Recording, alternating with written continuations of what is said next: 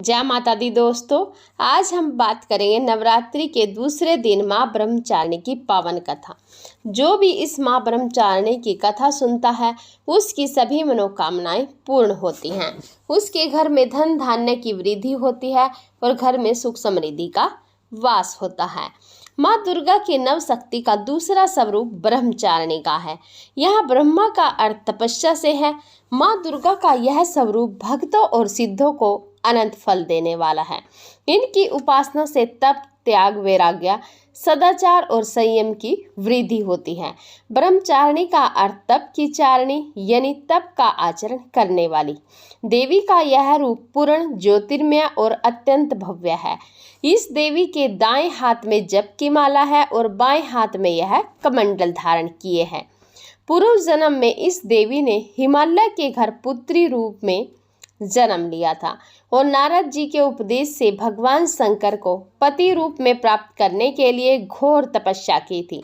इस कठिन तपस्या के कारण इन्हें तपचारिणी अर्थात ब्रह्मचारिणी नाम से अभिहित किया गया। 1000 वर्ष तक इन्होंने केवल फल फूल खाकर बिताए और 100 वर्षों तक केवल जमीन पर रहकर शाख पर निर्वाह किया। कुछ दिनों तक कठिन उपवास रखे और खुले आकाश के नीचे वर्षा और धूप के घोर कष्ट सहे। 3000 वर्षों तक टूटे हुए बिल्व पत्र खाए और भगवान शंकर की आराधना करती रही।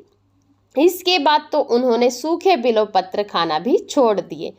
कई हजार वर्षों तक निर्जल और निराहार रहकर तपस्या करती रही। पत्तों को खाना छोड़ देने के कारण ही इनका नाम अर्पणा नाम पड़ गया। कठिन तपस्या के कारण देवी का शरीर एकदम क्षीण हो गया। देवता, ऋषि, सिद्धगण, मुनि सभी ने ब्रह्मचारिणी की तपस्या को अभूतपूर्व पुण्य कृत बताया।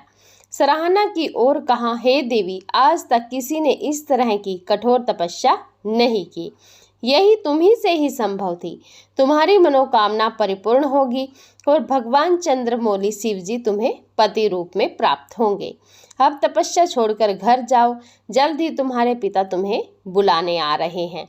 इस देवी की कथा का सार यह है कि जीवन के कठिन संघर्षों में भी मन विचलित नहीं होना चाहिए।